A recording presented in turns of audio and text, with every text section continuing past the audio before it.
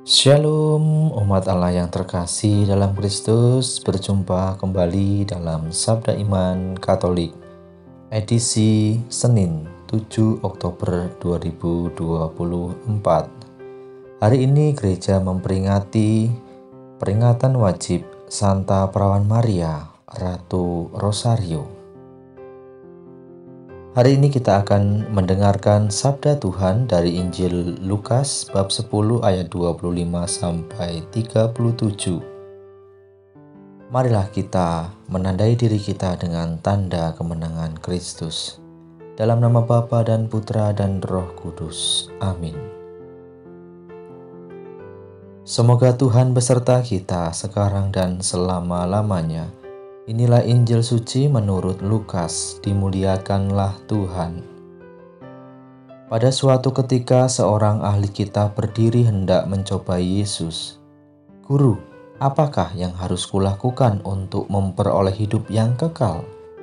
Jawab Yesus kepadanya, "Apa yang tertulis dalam hukum Taurat? Apa yang kau baca di sana?" Jawab orang itu, "Kasihilah Tuhan Allahmu dengan segenap hatimu dan dengan segenap jiwamu dan dengan segenap kekuatanmu dan dengan segenap akal budimu, dan kasihilah sesamamu manusia seperti dirimu sendiri." Kata Yesus kepadanya, "Jawabmu itu benar. Perbuatlah demikian, maka engkau akan hidup." Tetapi untuk membenarkan dirinya, orang itu berkata kepada Yesus, "Dan siapakah sesamaku manusia?" Jawab Yesus, "Adalah seorang yang turun dari Yerusalem ke Yeriko. Ia jatuh ke tangan penyamun-penyamun yang bukan saja merampoknya habis-habisan, tetapi yang juga memukulnya, dan yang sesudah itu pergi meninggalkannya setengah mati. Kebetulan ada seorang imam turun melalui jalan itu. Ia melihat orang itu, tetapi ia melewatinya dari seberang jalan. Demikian juga seorang Lewi datang ke tempat itu. Ketika ia melihat orang itu, ia melewatinya dari seberang jalan. Lalu datang seorang Samaria yang sedang dalam perjalanannya ke tempat itu, dan ketika ia melihat orang itu, tergeraklah hatinya oleh belas kasihan. Ia pergi kepadanya lalu membalut luka-lukanya. Sesudah ia menyiraminya dengan minyak dan anggur. Kemudian ia menaikkan orang itu ke atas keledai tunggangannya sendiri, lalu membawanya ke tempat penginapan dan merawatnya. Keesokan harinya ia menyerahkan 2 dinar kepada pemilik penginapan itu, katanya, "Rawatlah dia, dan jika kau belanjakan lebih dari ini, aku akan menggantinya waktu aku kembali." Siapakah di antara ketiga orang itu menurut pendapatmu adalah sesama manusia dari orang yang jatuh ke dalam tangan penyamun itu? Jawab orang itu, "Orang yang telah menunjukkan belas kasihan kepadanya." Kata Yesus kepadanya, "Pergilah dan perbuatlah demikian." Demikianlah sabda Tuhan. Terpujilah Kristus.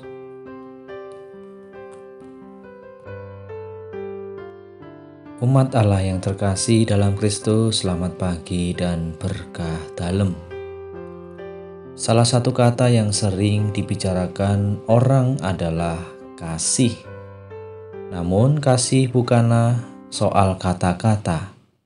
Kasih adalah suatu tindakan atau perbuatan. Bahkan bukan hanya sekedar suatu tindakan atau perbuatan, tetapi tindakan penyelamatan. Kisah orang Samaria yang baru saja kita dengarkan pada hari ini, yang membantu korban perampokan, adalah salah satu contoh tindakan penyelamatan itu. Orang Samaria itu pastilah tidak mengenal korban. Namun, Karena mempunyai kasih, dia tergerak hatinya ketika melihat korban yang terluka parah. Untuk maksud itu tak segan-segan ia mengeluarkan biaya dari kantongnya sendiri. Kisah penyelamatan yang dilakukan oleh orang Samaria itu bisa menjadi kisah setiap orang yang mempunyai kehendak baik untuk mewujudkan kasihnya dalam suatu tindakan yang nyata atau yang konkret.